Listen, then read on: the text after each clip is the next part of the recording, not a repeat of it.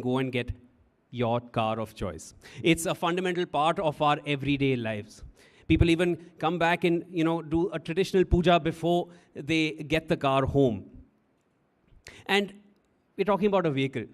In Indian households, anywhere else as well, your first drive that you went for, or the first car that you ever bought from your own salary, or the first romantic drive you went for.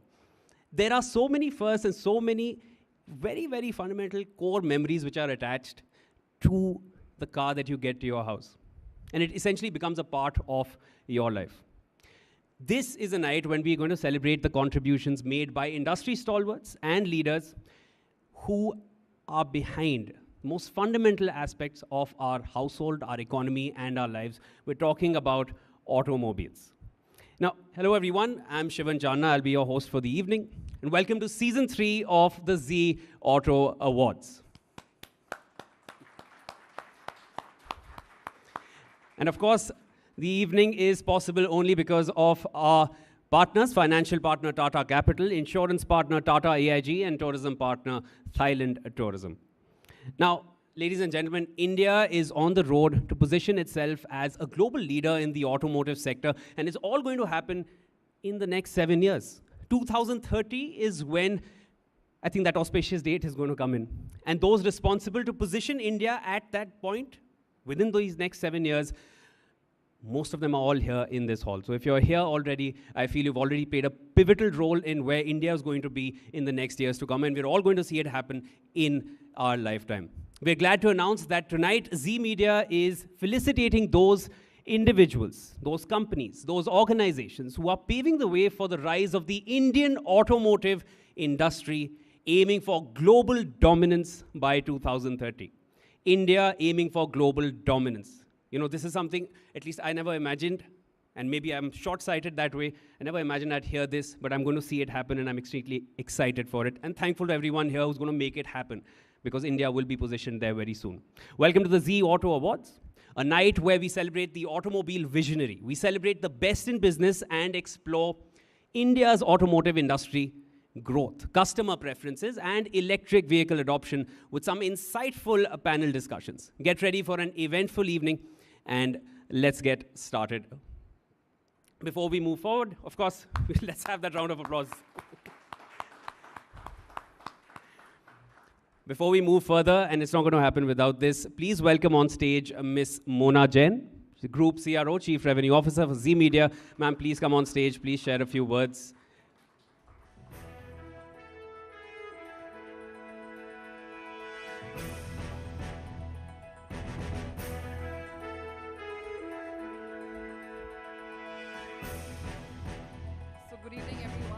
Welcome to the third edition of the Zee Digital Auto Awards. The entire Zee Media team, or Zee team, is honored to be here with you tonight to celebrate the best and the brightest in the automotive industry today here in the hall. We would like to also kind of welcome our Honorable Cabinet Minister Shri Jitendra Singh Ji. He's a Union Minister of State, Science and Technology, and also MOS, PMO, PP, DOPT, Atomic Energy Space, a diabetologist, author, alumnus, Stanley Medical, Chennai. Zee Media has always been a pioneer in recognizing innovation and growth. In this endeavor, we launched Auto Awards in 2021. And we're delighted that in just 2 years, these awards have become one of the most revered recognitions in the industry. It is an ethos of Zee to be unbiased and appreciate merit. We continue this essence in these awards by selecting entries and recognizing talent through a fair selection process chaired by an elite group of jury. So this year, the auto industry has witnessed incredible and sustainable innovations, pushing the benchmark to unprecedented heights. Tonight, we will recognize these innovations and the individuals who are making the future of mobility a reality. So apart from the awards, we have a stellar lineup of panels that will provide an insight into challenges, opportunities, solutions, and the future of the industry. Zee Media is proud to provide this platform that is a unique opportunity for the stalwarts of the industry and stakeholders to chart the future of Indian automotive industry in our country. So the auto industry is a critical driver of the global economy. Automakers are constantly developing these new technologies that make our vehicles safer, more efficient, and environmentally friendly. So before we move on to the awards, I would like to thank our sponsors for the support for Zee Digital Auto Awards. Without them, this event would not have been possible. I would like to extend a gratitude to our judges and the time and consideration while they were kind of, assessing the awards. And I would also like to congratulate all the winners who will hear of. You all here represent the best of the automotive industry, and we are proud to recognize your accomplishments. And let's look forward to a great evening together, exciting and full of awards, victories, and happiness. Thank you.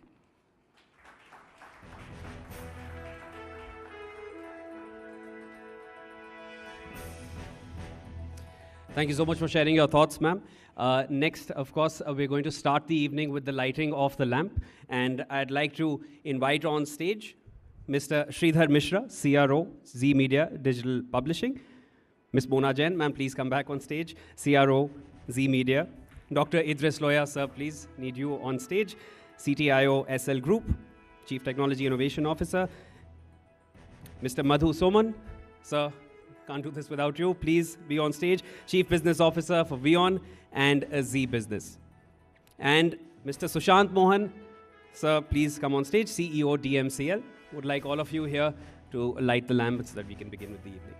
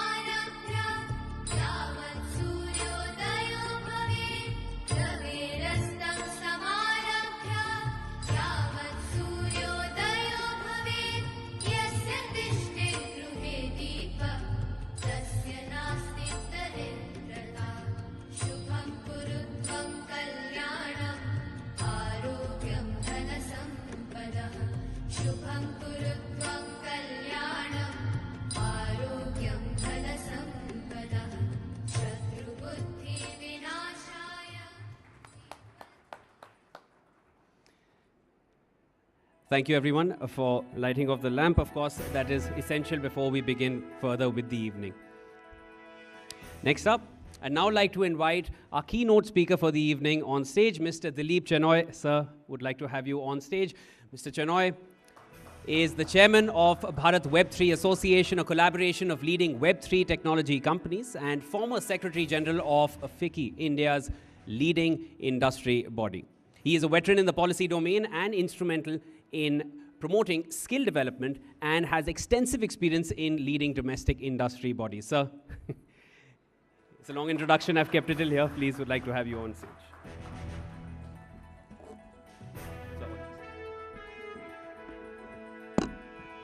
Thank you and good evening. I think what he missed out, most importantly to this audience, was that at some point in my life, I was also the Secretary General of, or the Director General of the Society of Indian Automobile Manufacturers, and one of the jury members, I know for sure, used to work with me, and I suspect that he is responsible for me being in front of you today.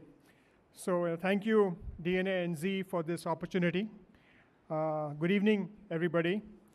And it's a pleasure to be amongst you this evening. Great to be back at an Auto Awards function amongst many friends and former colleagues.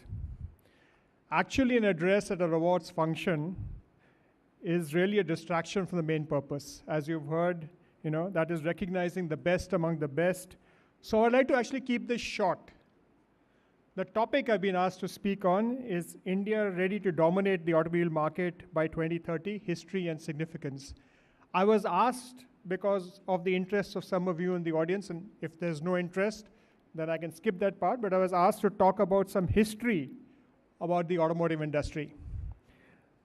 So, very recently in a government meeting, the government was very positive, and they said that the country's automotive industry is on track to secure the 3rd position in the global ranking by 2030.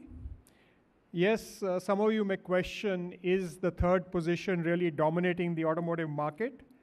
But I believe that in many aspects of the market it is. But it was always not so. If you look at the history of the auto sector, and I'll just touch upon some key facts just to give you some context. And I'll only focus on the two-wheeler and the passenger car sector.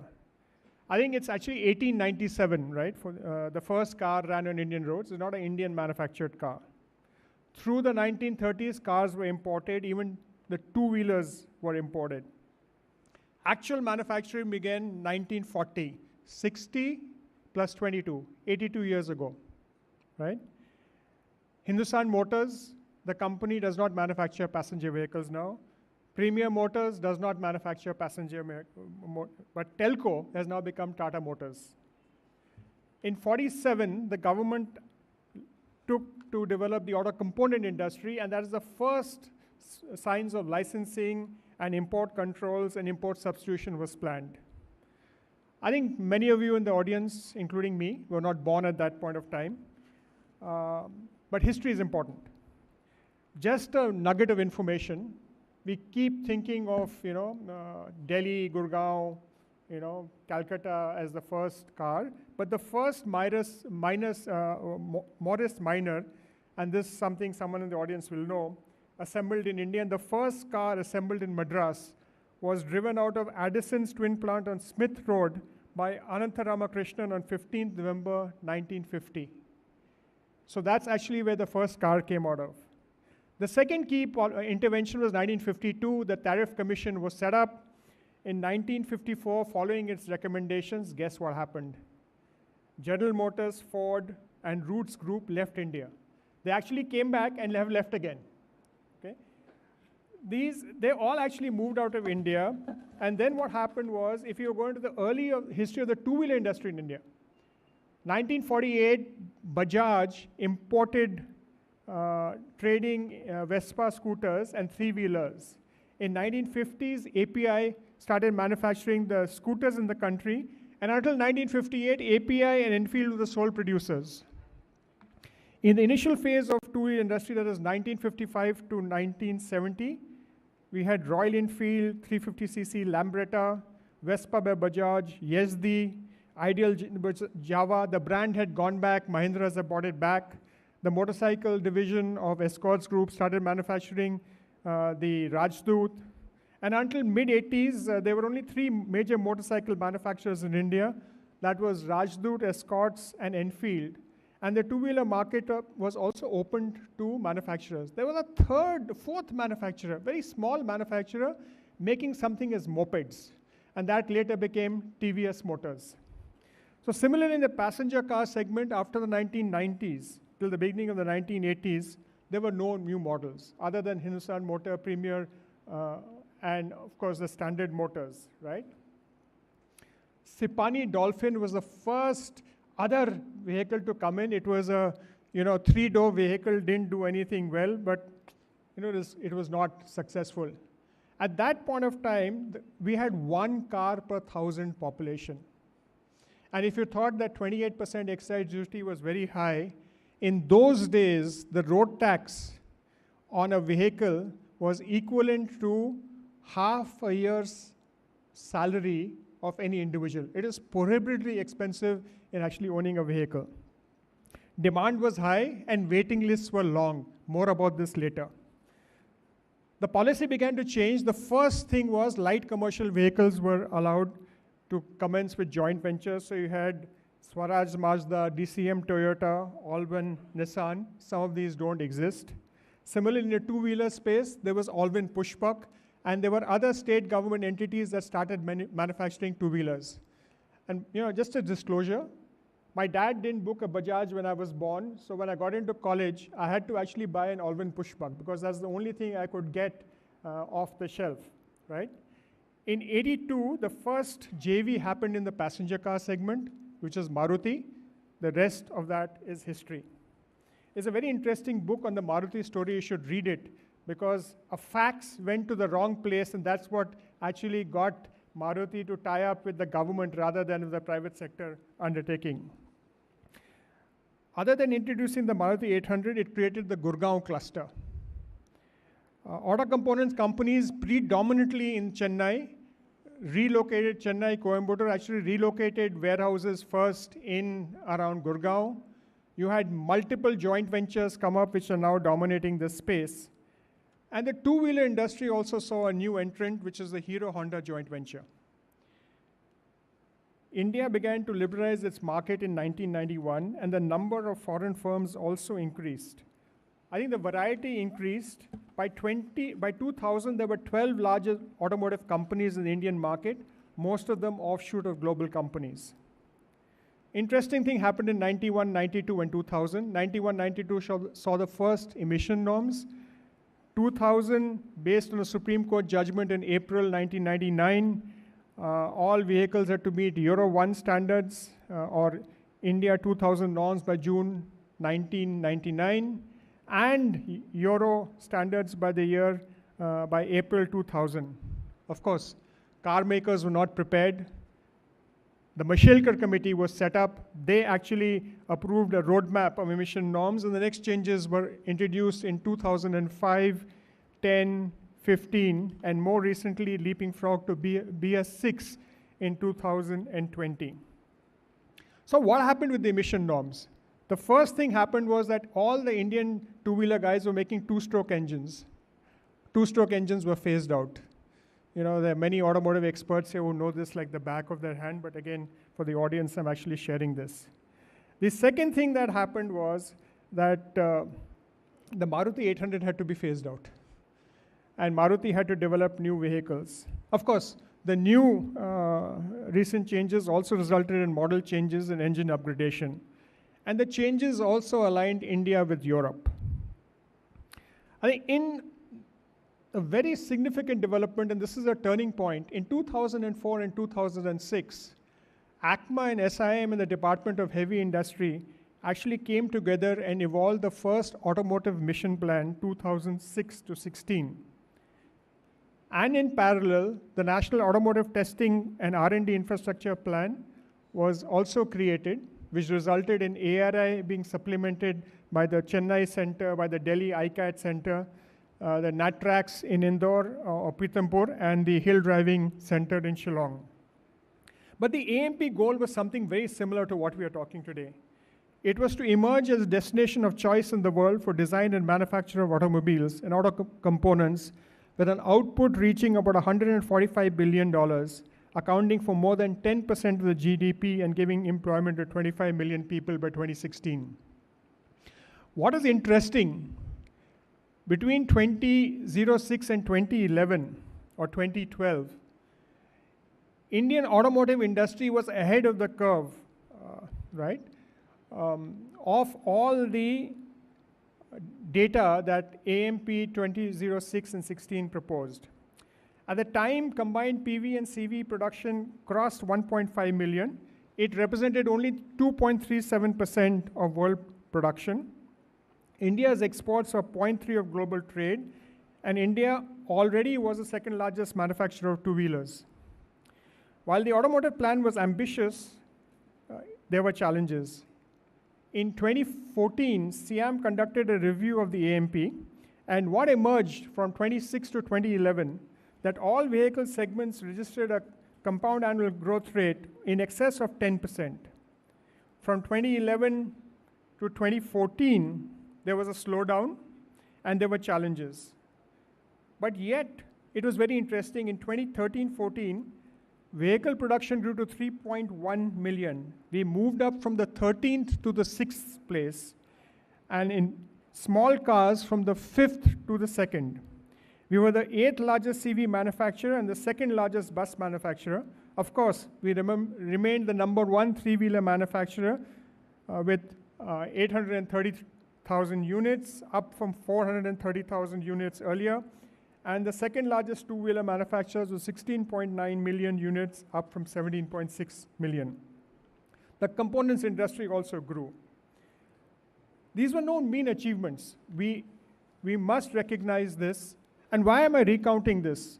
The first lesson we got was that the AMP was interesting. All the ministries got together, all industry got together, and if the stakeholders put their heads and minds together and focus on on execution, results can be achieved. Interestingly, notwithstanding the shortfall, AMP2, which is 2016 to 2026, was launched. In this time, we said that the automotive industry will be among the top 3 of the world in engineering, this is a new dimension, manufacture and export of vehicles and components, making the industry grow to over 12% of India's GDP and generating 65 million additional jobs. So what did we envisage in the 2026 AMP? But passenger vehicles likely to increase 9.4 to 13.4 million units, we give a range.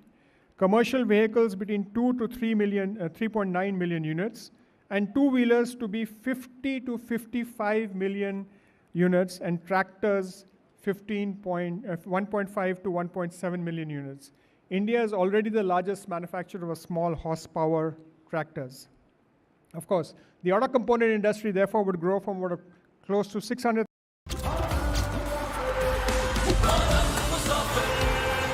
Because when you have no script to follow, you move like a Ronin. Bring home the World Cup edition TVS Ronin. Play test ride cricket at a TVS dealership near you. Then, of course, COVID happened. Clearly, it was time to reassess, regroup as to plan for the future. The ambition to be among the top nations had not gone away. The government and industry dialogue continued, and here I was not, in the first AMP, I was wearing my Siam hat. In the second iteration, I was wearing my FICCI hat. What emerged first was the FAME scheme, fast adoption and manufacturing of hybrid and electric vehicles. I think it was announced in 2019. It continued during COVID. We had FAME 2 come up, which will continue till March 2024. The second and most important change was a production linked incentive.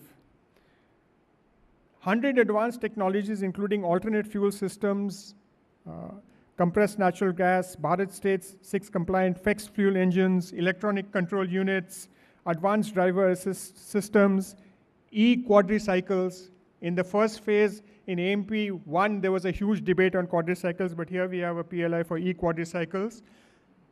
What happened was 20 applicants were chosen. What many people may not know that the initial budget for the PLI was X. What actually got sanctioned was more than 2X. The government planned to increase local vehicle manufacturing and attract new investments. And the 20 companies have proposed a total investment of about 45,000 crores. That is about 5.95 billion. In May 2021, again, a PLI scheme for manufacturing of advanced cell chemistry with a budget of about 18,000 crores was announced. In March 2022, 4 firms were selected for this. Then we had the scrapping policy, which was long time in the works. Fourth, and if you'll recall, in the finance minister's 7 packages of Atmanirbhar packages, each had some component to improve demand and also address manufacturing. Fifth, and not necessarily in sequence, but important for the automotive industry, was a national hydrogen policy of 2021. Sixth, Mr. Gadkari always says that, I am really the promoter of the automotive industry by giving you good roads. He said that the Indian national highways would be expanded by 25,000 kilometers in 2023 under the Prime Minister's Gati Shakti plan. And the Gati Shakti plan also talked about reducing infrastructure costs. And of course, more recently was Budget 2023. So where are we today, right? I think we enjoy a strong position in the global heavy vehicles market as it is the largest tractor producer, the second largest bus manufacturer, the third largest heavy truck manufacturer in the world. I think India's annual production of automobiles in FY22 was 22.93 million vehicles. And India has a strong market in terms of domestic demand as well as exports. Total passenger vehicles sales reached 3.89 million. And I think the share of national GDP increased from 2.77 to around 7%. The 7% target was the earlier target in AMP1, if you remember. Recently, post a review of the PLI scheme, and I quoted this earlier when I was speaking, the government has announced that the country's automotive industry is on track to secure the third position in the global ranking by 2030. The projection is banked by a series of strategic initiatives as outlined above, and industry was supportive of this position. Future market group is anticipated to be fueled by new trends, including the electrification of vehicles, particularly three-wheelers and small passenger automobiles. But given the huge interest in the SUV market, I think you're going to see a lot of electric SUVs coming up. The EV space is very interesting. According to Niti Aayog and the Rocky Mountain Institute, EV finance industry is going to reach about 3.7 lakh crores by 2030. A report by the Indian Energy Storage Alliance estimated that the EV market is likely to increase at a CAGR of 36%. The government expects EV sales to be 30% for private automobiles and 70% for commercial vehicles and 80% for two and three-wheelers. A positive outcome of the shift of EV is the emergence of new auto OEMs. The typically high barriers to entry are no longer preventing new entrants in this space. The large number of electric two and three-wheeler manufacturers are testimony to this. Of course, we can expect some consolidation. It is natural. Clearly, we are in the midst of change. Not only we're moving from 2 to 3 fuel types to multiple fuel types. There's also time or change in the safety things. I think while this is welcome, the auto industry has to be ambitious. We have a large domestic opportunity. But while we have a target of net zero by 2070, we have to adopt to international standards to be able to export. In the 23rd edition of the KPMG Global Automotive Executive Survey, more than 900 executives in 30 countries expect to see a sweeping transformation in the next 5 to 10 years. One of the biggest trends is the EU's net zero ambition to be achieved by 2050 and a ban on petrol and diesel by 2035. What does it mean for India's exports? We also have launched the hydrogen mission. The auto industry would need to prepare for yet another fuel and powertrain. Again, the EU survey offers many pointers. They're concerned about supply chain, price volatility of semiconductors, steel, rare earth metals, and other specialty materials. Ensuring India's access to these items is key as we go forward. The circular economy for both EVs and EV batteries can to a certain extent resolve the supply chain issues related to critical materials. Imagine the net zero vehicle, one that runs on energy from entirely renewable source with no carbon footprint, one that is manufactured using materials that themselves are completely from renewable sources and completely recycled, and the materials completely recycled and manufactured in plants that are using renewable energy, and plants that have zero carbon footprints, a vehicle that can be completely recycled. I think that's the future. And as a nation of 1.4 billion people that is fast urbanizing, domestic mobility needs would change as we go forward. The mix and nature of mobility would change, and India is in the position to leverage this last domestic opportunity. Not only will new solutions be found for domestic issues, but India can lead the world in adoption across other nations. And going back to the original question, is India ready to dominate the automotive market by 2030? Yes, I believe that if all stakeholders put their shoulder to the wheel, and all of us in this room and our colleagues across the nation and the globe are unified with this vision, that could indeed be a reality. Yes, India is ready to dominate the automotive market by 2030. And thank you very much for your attention.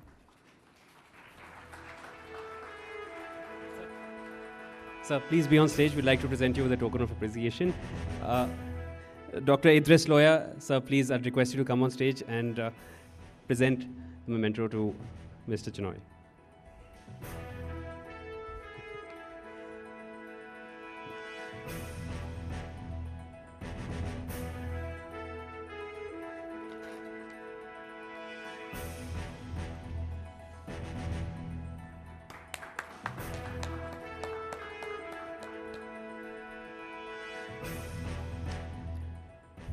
Thank you, Mr. Chinoy, for sharing those insights on the history and the future of the Indian automotive sector. You've summarized it all with facts that so many of us were not aware of.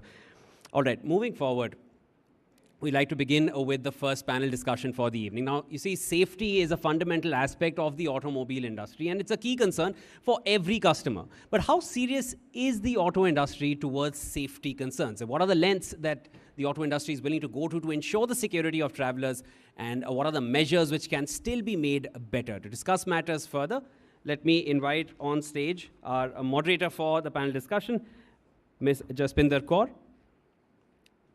Jaspinder Kaur is a professional rider, businesswoman, and an automotive enthusiast, an inspiration to many. She has traveled across India and enjoys a massive following online.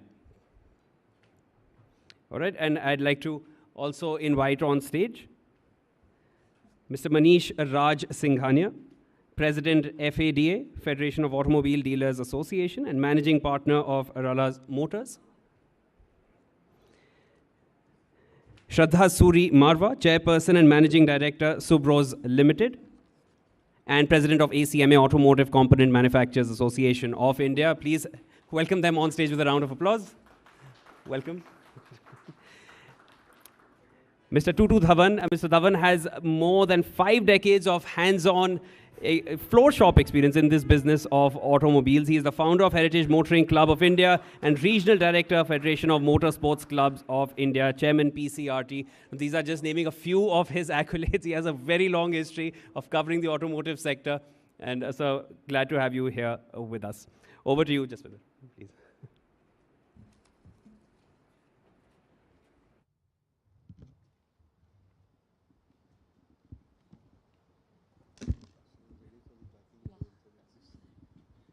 Hello. Hello. Yeah. Hello. Good evening, everyone. So I am Jaspinder Kaur, and I work as moto influencer and a professional rider. And it's been 15 years I'm riding, and I have been riding various motorcycles from low CC category to high CC category, and that journeys keep on going. And I am today here invited to discuss things about the road safety that we are going through. Like, we see so many accidents, so many things happening regarding the safety of the customers, safety of the riders or the drivers, and also the people who are walking on the streets or the roads. So today we are here to discuss about that. And I would like to welcome Manisha Raj Singhania, President, FADA. Thank you, sir. Shraddha Suri Marwa, President, ACMA. Welcome, ma'am. And Mr. Tutu Dhawan, Senior Automotive Expert. Hi, sir. So, sir, good evening to all of you, and very welcome. And I would like to ask few questions regarding the road safety, because I am here as a consumer, as a customer, and I want to share the experiences with you. And during that, and with that, along with that, I just need to ask few questions regarding the road safety. So my first question is, like, how serious is the auto industry towards safety concerns? So we should start with you. Well, hello. Hi, sir. Yeah. As far as the seriousness of the automotive industry is concerned, let me tell you one thing. For the automotive industry, building a car, making it safe, is all a question of business. Right. The more you want from the manufacturer, the more you have to pay. Right. We have come a long way in the last 3-4 decades. First, from Maruti 800 when it came, it didn't even have seat belts. Exactly. Forget about seat belts, it didn't even have an outside rear view mirror. Right. And the minute all these accessories got added on to it, our consumer was not ready. I mean, the very fact is the cost of a seat belt that time was only 800 rupees, and the Right. customer used to say, "Ye nikal lo aap." I would just have the. So the fact now is that the manufacturers they'll give you the moon. There is no problem, provided people are willing to pay for it. Exactly. Secondly, we have to first start building a culture of using a seat belt. Okay. So, Unless you use a seat belt, all those accessories that you are talking of, airbags, 6 airbags, 10 airbags, and crumble zone and what have you, right. they're of no use. Exactly. And it is not only amongst the uneducated people, I'm talking about even the educated people. Right. That's Unfortunately, we've seen last year, one very serious accident, which of course we see every day, but this was a landmark accident of our big businessman, Mr. Cyrus Mistry. okay. Now, obviously, you can't say he was not well read, but the fact is, he was being driven in one of the most safest cars in the world with 6 airbags and what have you, crumple zone and what. Right. And yet we couldn't save him. Now, this is the culture that has to come up. Where does it come up from? It comes up either from school Okay. or from parenting. Right. I have seen personally parents going against traffic with Exactly. children sitting inside Right. and no seat belts on. Exactly. And it is not once. I have myself confronted them, and I've lost my cool also. But the guy, he just laughed it off. I mean, this is what you're teaching your children. Right. There were 6 and 8-year-old children sitting in it. He was getting them back from school. That's where we are lacking. So the point what I'm trying to make is, as far as manufacturers are concerned, don't expect anything free for them. Sure. They will give you the moon, but you got to pay for it. Okay. It's a very simple equation. Okay. And obviously, the government can keep on bringing new norms and everything. They can say it is compulsory to have 6 airbags and what have you. But what good are those 6 airbags if you are not going to use them properly? Right.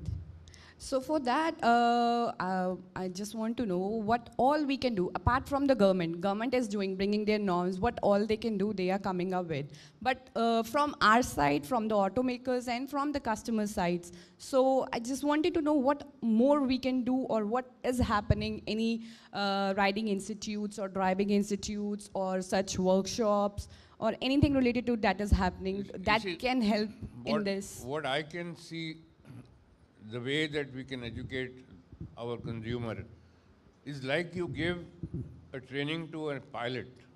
He has to go through a regular, whatever, flying lessons and have all those things. Right. Similarly, when somebody is coming to pick up a car or a 2-wheeler or a 4-wheeler or whatever, you must give some sort of a safety, I wouldn't say a sermon, but a lesson to them. And you have to also tell them that if you don't use this safety is no good to you.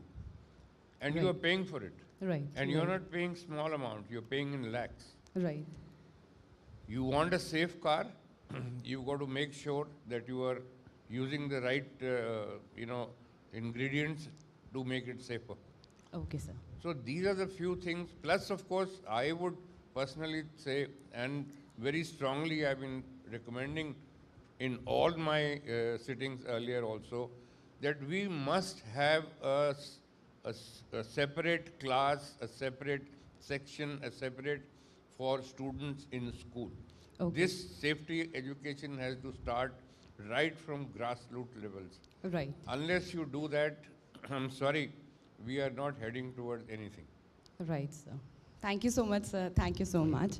So now I would like to ask Shraddha ma'am, if, like sir has said everything, so I would like to ask, how can this road safety can be started from those who are uneducated? Because we are facing that trouble because of the because of the uneducated ones. Like we see there while we are driving or even riding, people come in between. They became the reason of the road accidents most of the time. And the animals and the potholes, whatever the shit is happening, we are seeing. So what all can be done, or what is happening for that? So my view on this is that, of course, awareness and education, and that's happening, but also it has to be coupled with enforcement. It has to be mandated.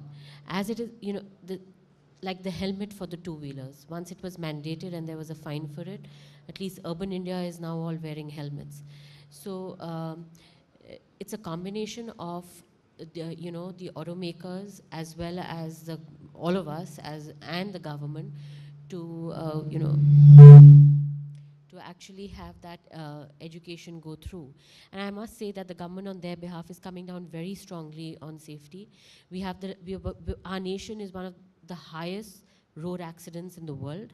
And Bharat NCAP came in from 1st of October 2023. Even though the star rating is not mandatory, but it is really gaining a lot of momentum. Cars are now coming with all kinds of features, whether it's airbags or ABS or et cetera, et cetera. And the consumer is becoming more and more aware. It'll take time, but it is going to happen. And some of it has to be enforced.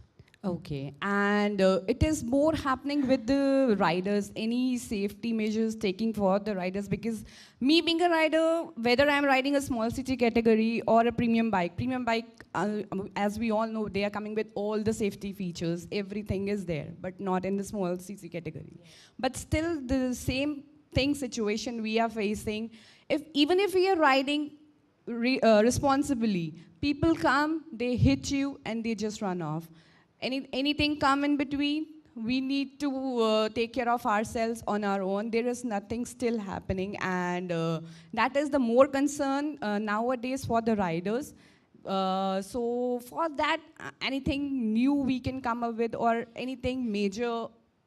So, from an auto component industry perspective, I can only tell you that on the two-wheeler front, we have the safest two-wheelers one of the safest two-wheelers in the world that we produce. I mean, we even have something called a sari guard on a two-wheeler, which no other country has. I mean, a lot of you may not even know that. That's an additional feature that we provide. So from an auto component perspective, we are packing all the features in. Right? Now this is a socio-economic issue, so, a larger social issue where everybody needs to work together. And as he said very rightly, the education must begin at school. Right. And go on from there. But I do think that, things are improving, and it will get better. It will get better. Thank you. Thank you so much, ma'am. So now we'll head over to Mr. Tutu Dhawan. How are you, sir? Oh, sorry. So, sir, my question for you is, now we are aware with the features of the automatic headlights on that are coming in, even in the scooties, right? That is already in the cars, and seat belts, and if we talk about two-wheelers, there are traction controls and everything, but that's coming in the premium segment also, not in the lower CC category. And one more point, which is ADAS. Still, the customers are not aware of that. So what all is being done to make that awareness happen, like more and more customers can get to know, and what all more things like that coming up? So just wanted to know a little bit about that. Hello. So my firm opinion is, like, I should say we are now a very developed automotive industry in terms of safety features. We are that industry which omitted BS5 and we went directly from BS4 to BS6. So that requires a lot of efforts, a lot of dedication, a lot of commitment, going directly from to BS6 and complying to most of the global standard in terms of pollution and in terms of safety. In fact, if you recollect, government last year, Mr. Nitin Gadkari himself said he will make 6 airbags compulsory, but it has not been mandated. But recently we saw one of the OEMs making all their products 6 bags, having 6 bags. 6 airbags. So that's the kind of commitment the OEM is ready to show for the Indian market. And what Mr. Dhawan rightly said, the problem is basically about education. We can bring in features like IDAS. It is a crazy feature, and our Indian OEM, it has bought that feature at a very rock bottom price. The same feature would be maybe available in a vehicle worth 1 crore or 2 crore, but we are able to somehow or the other manage those features in a 25 or 40 lakh car. So that's a really amazing part, and experiencing that feature at that price point itself is a huge thrill actually for the customer also. And if you really enjoy that feature in toto, in completion, it can really safeguard your lot of things. But finally it turns on what is the orientation of the customer, what is the education of the customer, whether the customer is self-conscious about his or her own or the family's safety. So that's the kind of thing I think we need a lot of social efforts, educational efforts on all fronts, and we have to be attack this issue multi-dimensional, and things will improve as education is improving. Mr. Dhawan rightly said, I mean, traffic lessons should be mandatory when you are while teaching to school kids. I think the education needs to start from there.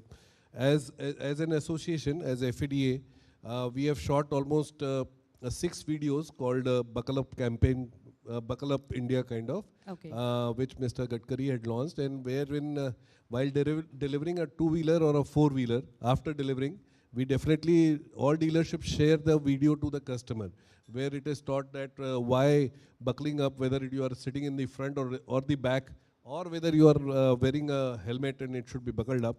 So that's the basic theme and idea that being a socially kind of responsible organization and dealerships, we really want to tell the customer that they need to comply to some very basic need that one has to attend to while driving an automobile. So that's from my side. Thank you so much, sir. So many questions still coming up in my mind, but that will take too long. So just last question. If such features that are coming in, we see the premium segments, whether it's a car or a motor vehicle. So if we bring those features in the lower CC category segments as well, they are like in budget ones. So how will the cost will affect? So yeah, this is a very dicey situation. So any good or strong feature that we bring in a car or a 2-wheeler, obviously we are still a growing economy, and we have got a large rural class and semi-urban rural customer available with us. So we need to attend to their mobility needs also. Please understand, mobility is not a luxury in India. Right. It's a necessity. Right. We need vehicles to move from point A to point B. Right. In a rural market, if you don't own a bike, you cannot go anywhere. You have to wait for a bus that will come only twice in a day. So maybe you have to wait at the bus stand for 4 hours or 5 hours, then only you get a bus. So that's our country right now. So we cannot make our vehicles unaffordable to the general mass. Obviously, we require some very basic safety features, and with each category of customer requires some set of basic features. Let's not take them beyond just because it's a good feature, but it will finally make that vehicle expensive, and finally unviable or too expensive for that customer to even own a vehicle. So maybe six airbags was a very good idea, but getting 6 airbags into an entry-level car would be impossible. Exactly. I mean, you need to, stop that production of that model. It cannot happen. A lot of things need to change in that vehicle. So we have to be conscious about this. We need to address the mobility needs of our whole Indian, various kind of categories of Indian customers, and accordingly, various categories should be mandated with some basic quality safety needs that will actually prevent a lot of things and better the Indian roads.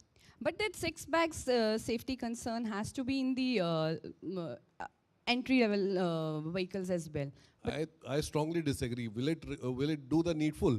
Because right now people sitting in front, they are not only buckling up and they are not using seat belts. And forget the rear seat people. That's a dream come true for India. Right. Okay, sir. Thank you, sir. Plus, don't forget the cost. It would be too expensive. It's just not the seat belt cost or airbag cost. Lot of things need to change to get to sustain that impact on the vehicle.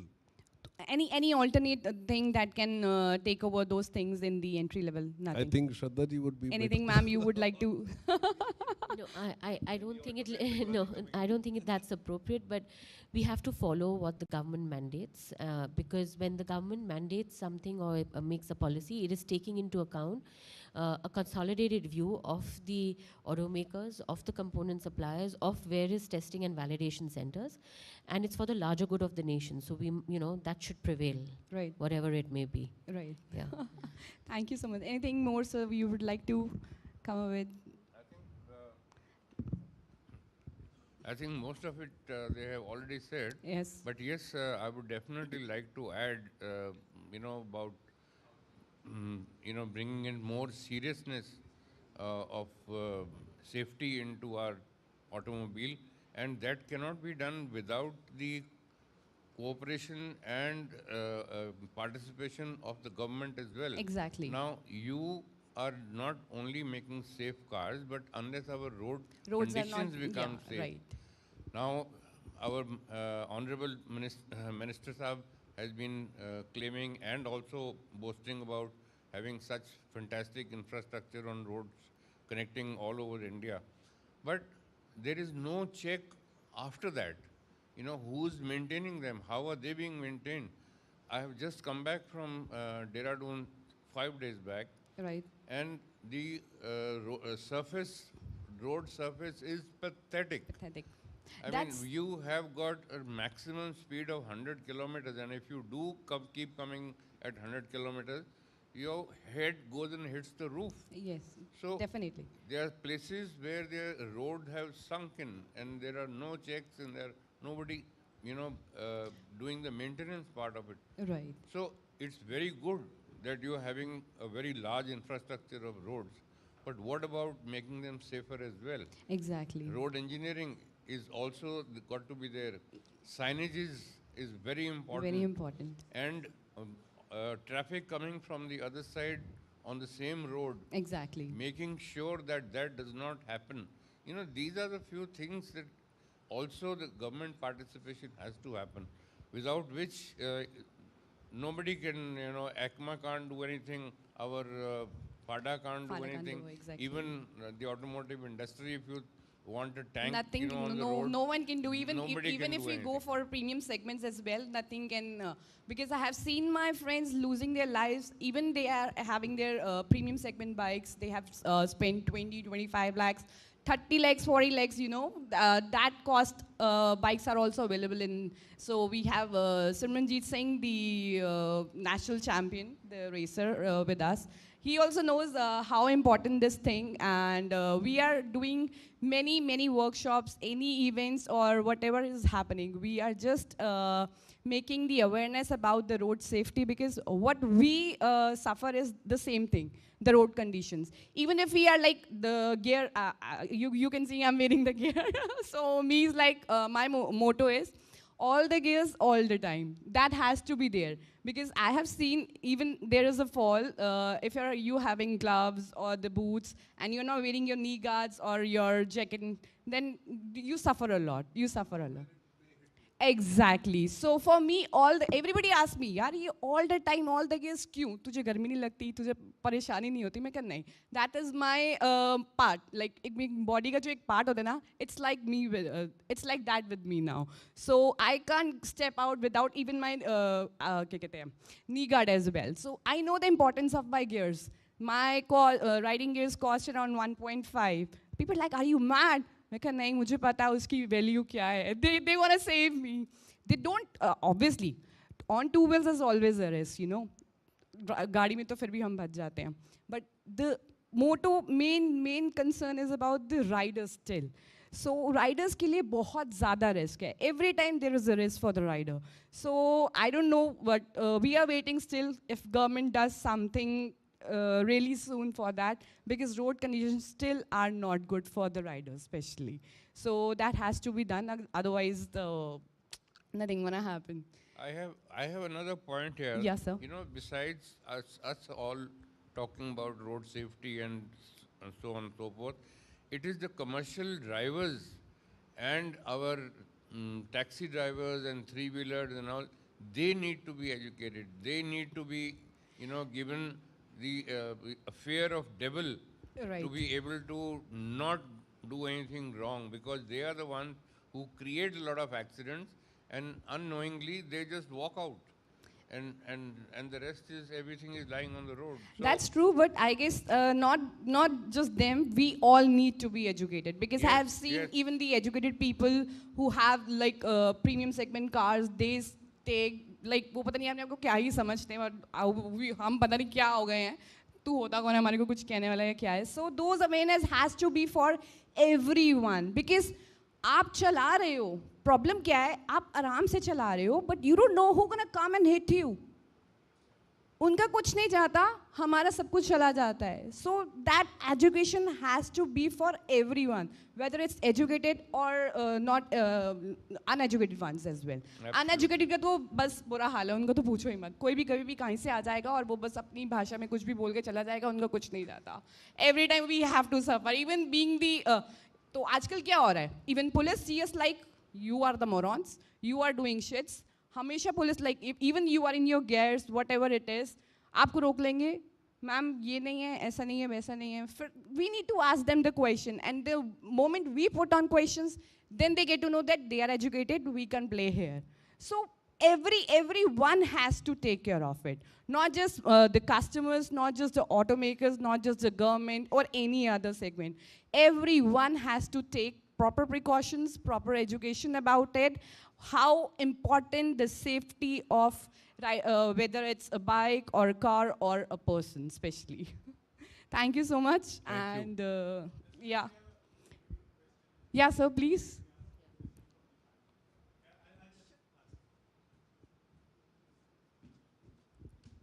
So this is for the panel. So do you think, I think Jaswinder was talking a sense when she was talking about that road safety has gone bonkers.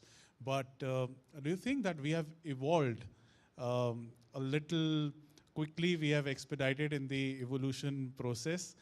We now have faster cars on roads. We have better vehicles. We have better motorcycles now.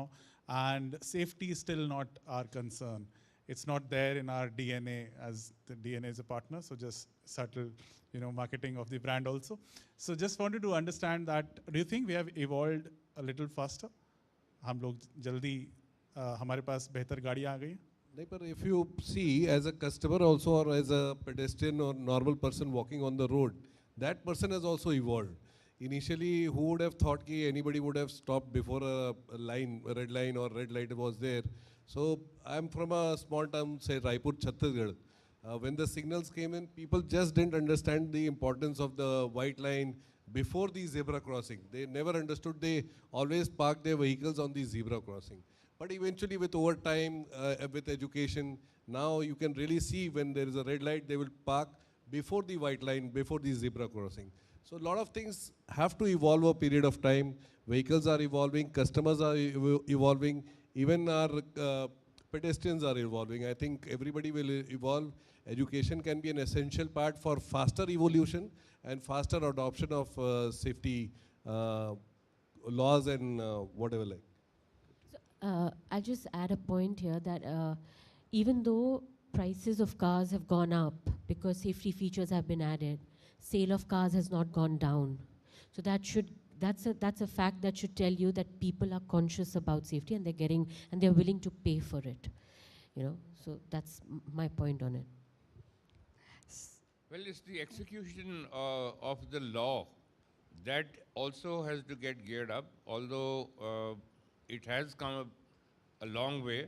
But in spite of that, we need some more seriousness about the law being executed. Although you can't obviously have a policeman with every taxi wala or every bus wala, but the fact is, if This safety is inculcated into you right from grassroots levels.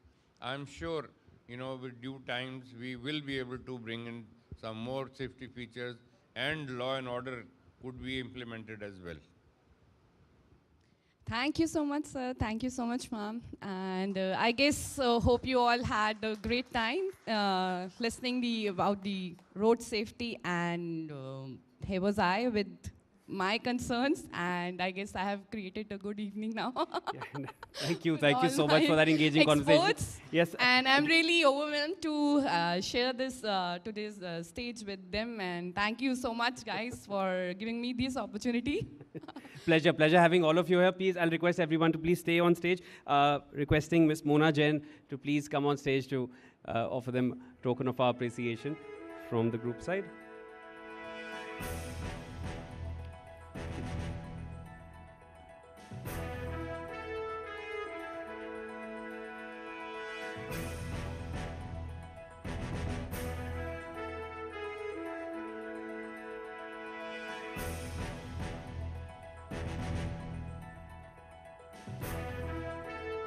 Mr. Tutu Dhawan, thank you so much for being here with us.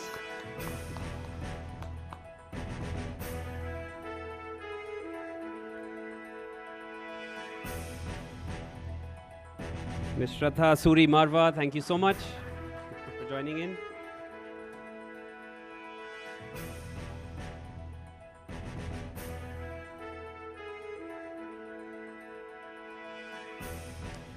Mr. Manish Raj Singhania, thank you so much, sir, for sharing all your inputs here.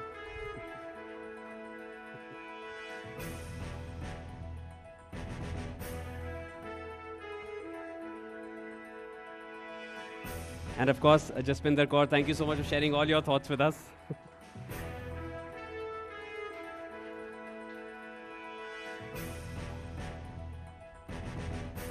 Thank you, all of you, for sharing your thoughts with us.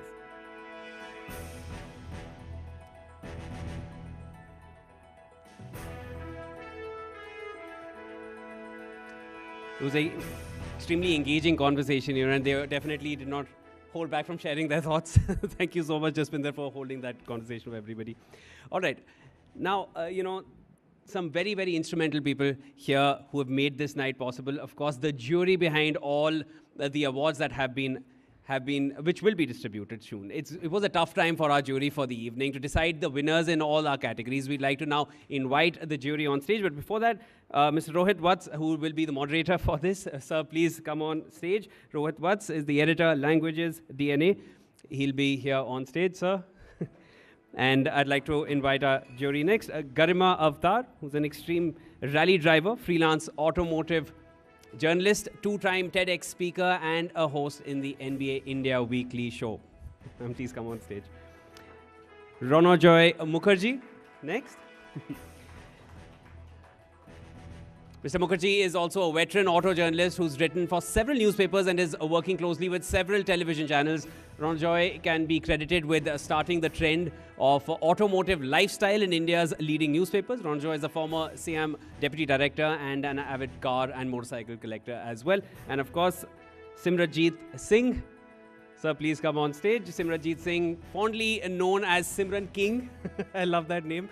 He is a professional superbike racer with a few championships under his belt as well. Simranjeet is the fastest Indian on a 1000cc bike at the Budh International Circuit. I'll definitely love to see you doing that one shown. Hello. Is it working? Hello. The mics. This one is working. Yes. Okay, there you go. Hello, everyone. I'm Rohit Vats, and I have the esteemed jury members with me. Garima, you can come here. So the AV that you guys are looking at, so this is the process, and we will also explain how we reached to this decision of giving certain awards to certain companies, certain cars, certain nominations. Ronojoy Mukherjee, senior journalist, veteran auto expert, and Simranjeet, as you just heard, King Simran. So before I get into it, you tell me, how did you like the process? And Garima, if you could start. It was... You can take... Yeah. It was quite amazing.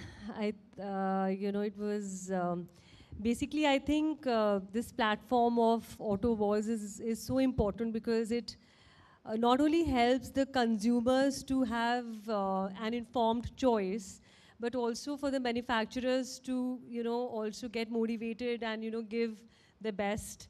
So, and there was such amazing lineup. It was pretty challenging and also, to choose one and leave out the other because, all the manufacturers, all the cars, bikes, and, such great technology and advancements, all of them are such top-notch in their sectors and categories. So, but it was fun and challenging. Ron sir, because he has been associated with us since the first edition of Auto Awards. This is the third one. We started in 2021. And so what did you see? Like, do you see that there is a better quality, better nominations? What is your opinion about it?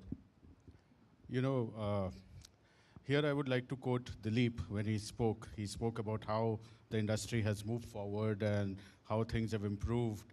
So yes, we have suddenly seen new things, new technologies. We were talking about ADAS and the ADAS in the past panel. ADAS is something that has just come out of the blue. I mean, till a couple of years back, most vehicles weren't moving with ADAS. Today, ADAS is a major thing. I think that overall, over a period of time, there has been a lot of technology. There has been a lot of development. Vehicles are constantly getting new features. For example, now even a TVS motorcycle has a ventilated seat. I mean, that is something I could not imagine even a year back, if you ask me. So I think there's a lot of technology happening. There's a lot of advancement of the auto industry. I think we are, in the future, truly going to move to fuel that is, I would say a fuel that does not stick to one technology. It's not electric, it's not hydrogen, it could be flex, it could be anything. So yes, there's definitely an improvement, and I think that makes our job very difficult because we have to judge, we have to find performance, and we have to look at salient features of cars vis-a-vis prices before we come to a decision. So yes, coming back to your question, it was amazing. So, no, Simran, I have another question for you. Like when you drive a certain kind of vehicle, you have certain notions. And but when you are judging it, what goes in the back of your head? Like what difference do you see? Hello.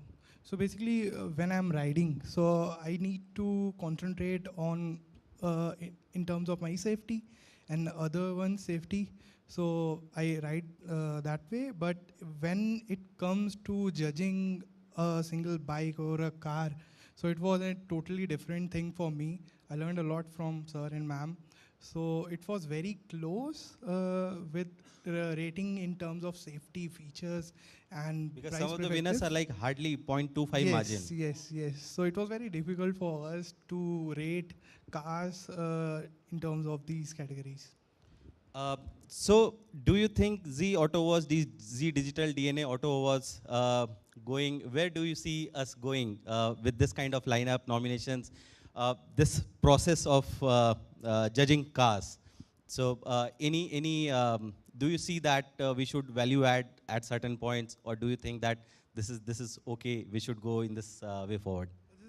This is a perfect way to do a rate different cars or the brands, and I see that Zee is doing a great initiative of hosting such awards. That's all. I have been involved since the first award. Yes. And where we made a start to where we are today, I think the Zee Auto Awards have come a long way. Also, everyone has been telling me that this is a better ballroom. That is subjective. But I would say that we've come a long way. And I see that in the future, there are many more steps to climb. There's a lot happening. And I'm very confident that the way we are going will become bigger and bigger and perhaps be some of the best auto awards in the Indian automotive industry. Thank you, sir. Garima, your closing. Yeah, so I think, I was also previously for the, part of the jury for the previous awards, this thing also. The auto awards, I think, have become grander. I mean, the Zee Auto Awards, and more challenging because of better cars, better technology, and so great lineup. So I think it's becoming better and better, and I'm wishing all the very best for the coming years. So I'm very happy that the jury is happy with the work that we are doing, and also we have a lot more lined up for tonight. So just stay tuned for more. And thank you everyone for being the gracious jury for us. Thank you so much. Please stay on stage. I'd like to call Mr. Sushant Mohan, Zee Media's CEO, DMCL. Sir, please come on stage, and we can like to offer you a token of appreciation from our side.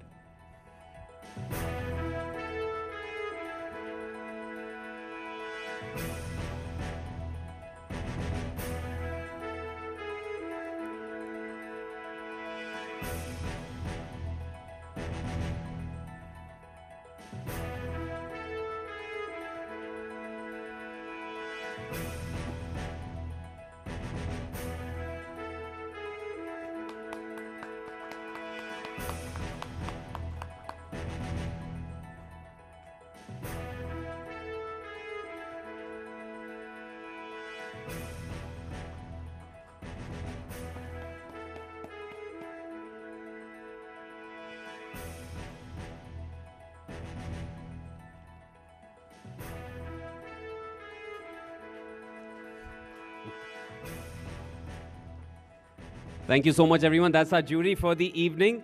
Simran King, Ranojoy Mukherjee, and Ms. Garma Avtar. Thank you so much for joining in, sir. Please take your seats. All right, next up, now we'd like to start with handing out the first set of awards. And for that, I'd like to invite our keynote speaker on stage, Mr. Dilip Chenoy. Sir, please come on stage. And I'd also like to invite Dr. Idris Loya.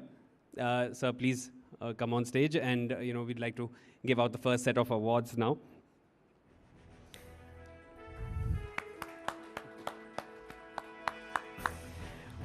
All right, the first one, and we're going to begin with this, the Changemaker of the Year award. We're going to start right off. Of course, this one goes to a man who's a formidable pillar of Hyundai Motor India and has been a key growth driver in crucial verticals of HMIL, including service, sales, marketing, corporate communications, and corporate affairs. Now, a part of HMIL's journey in India since the inception. It goes back a long time, beginning with the launch of India's first tall boy. We all remember the Hyundai Santro, and to Hyundai's first dedicated electric vehicle, the Ioniq 5. It's been a long journey, but he has seen it all. In his current role as AVP and vertical head of the corporate affairs group, he is an active change maker. That is exactly what he's being awarded for as well. Championing social causes through Hyundai Motor India Foundation CSR initiatives across the nation. He has closely collaborated with industry bodies, policymakers, government departments to spearhead progress for humanity and be the chain of change. His vision has encouraged sustainable development and has played a major role in promoting inclusive growth in a diverse country such as India.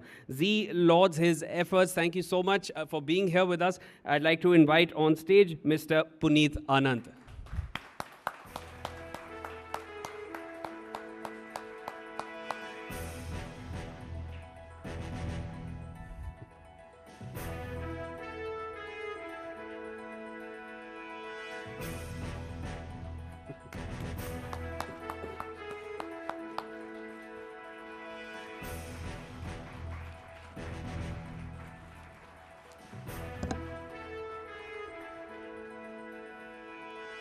So, Changemaker of the Year award, I'd like to just hand this over to you. Please share a few words. How do you feel getting this?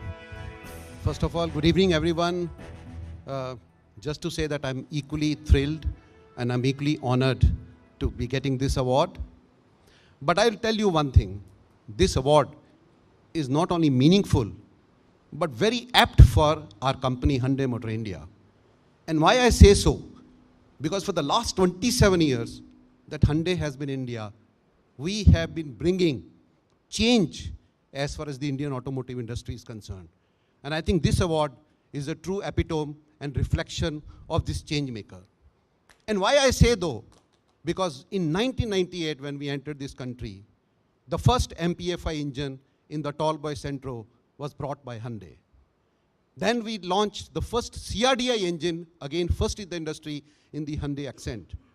Not to say that we democratized the EV revolution by bringing the first EV SUV, the Hyundai Kona, in 2019. And I also like to just say, recently, and I think I'll just say what Mr. Manish was mentioning during the previous debate, and he did mention the name of the OEM. The OEM which has democratized the safety in this country is none other than, again, Hyundai, because we democratized safety by bringing 6 airbags in all our models across the country effective 1st October.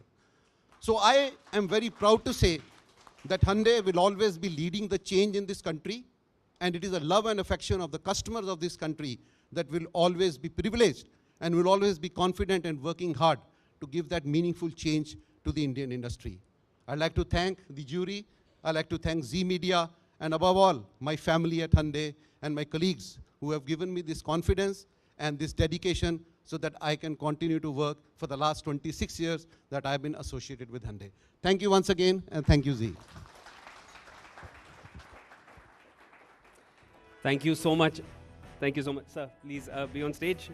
We'd like to give out another set of awards. It's the Innovative Marketer of the Year award. The next award category is, of course, a special award to honor innovative marketer for creating emphatic and innovative marketing campaigns. This next man, his latest campaign for Nissan created a Guinness World Record with 1,864 dancers, with celebrity dancers as well. Nissan recently also engaged with Amazon, entering the Guinness World Record for largest on-ground hip-hop dance performance, and created mass awareness and brand consideration. We'd like to just play a quick video for you before we hand out the award. We can't wait to get our hands on that big, bold, beautiful creation that is the Nissan Magnite Giza Special Edition.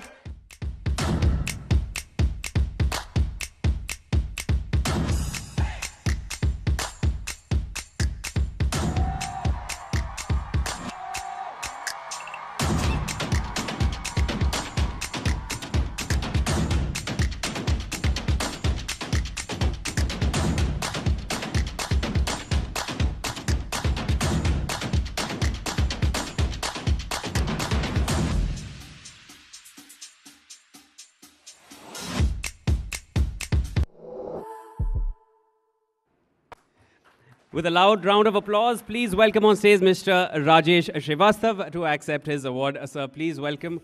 Please come on stage. We welcome you here. The Innovative Marketer of the Year award, and it's all yours, sir.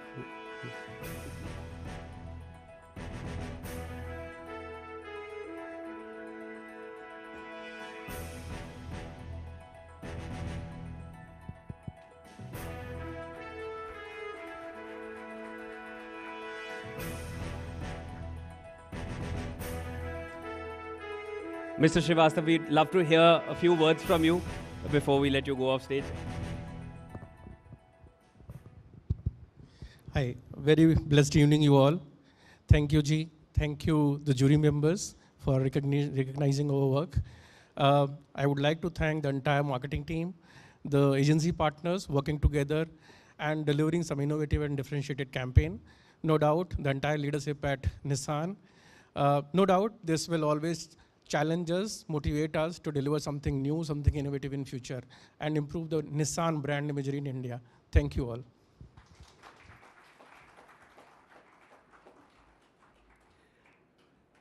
Thank you so much, sir. All right, and next, we're going to talk about most trusted e-scooter of the year. This one goes to Jitendra Electric Vehicles. With the Shah Group's 40-year automotive foundation, Jitendra EV, with 7+ years in specialized production, introduces the JMT 1000 HS, a multi-purpose high-speed e-scooter, and it's now accessible in 20+ states, symbolizing the seamless merge of Jitendra's rich history with cutting-edge electric mobility. Please welcome the CEO and co-founder of Jitendra New EV Tech, Samkit Shah.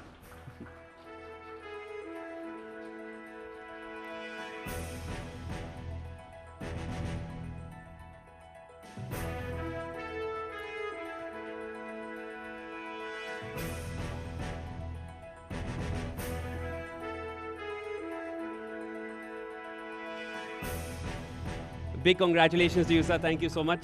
Thank you so much for coming. And we have one more, Mr. Loya, hang on to you, one more. Most promising e-vehicle of the Year. That's the next award, and it goes to E-Bike Go Acer Electric for the model Acer Movie 1254G. E-Bike Go is a revolutionary electric mobility solutions provider born from a strategic collaboration with global tech giant Acer. E-Bike Go's commitment to eco-friendly mobility combined with Acer's technological prowess has resulted in a product that is not only environmentally conscious but also a game changer in the e-vehicle segment. Please welcome Mr. Avinash Nimonkar, Chief Growth Officer, on stage.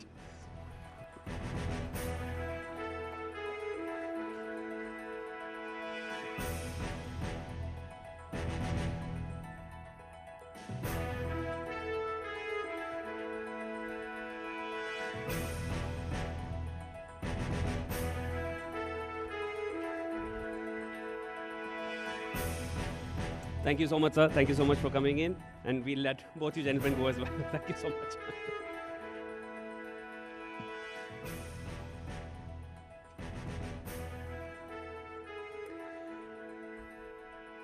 All right.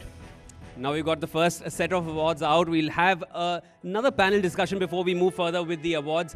Now, are electric vehicles the best foot forward? Is EV the best foot forward? Electric vehicles have been on the horizon, but the journey to go all electric comes with a fair share of hurdles and bumps. From infrastructure to viability, there are several concerns. To talk about shifting auto trends and perhaps the most obvious trend waiting to pick up, EVs. I'd like to invite on stage, of course, our moderator for this discussion, Mr. Sushant Mohan, CEO of DMCL. Sir, please come on stage to take this conversation forward. And I'd like to now call upon our panelists for the discussion. Ms. Jyoti Malhotra, Managing Director, Mr. Jyoti Malhotra, Managing Director, Volvo Car India, a veteran of India's automobile industry. He joined the company in 2016 and was elevated to the lead role in 2021 and is the first Indian to hold this post. Sir, it's a pleasure to have you here with us. Thank you so much for being here.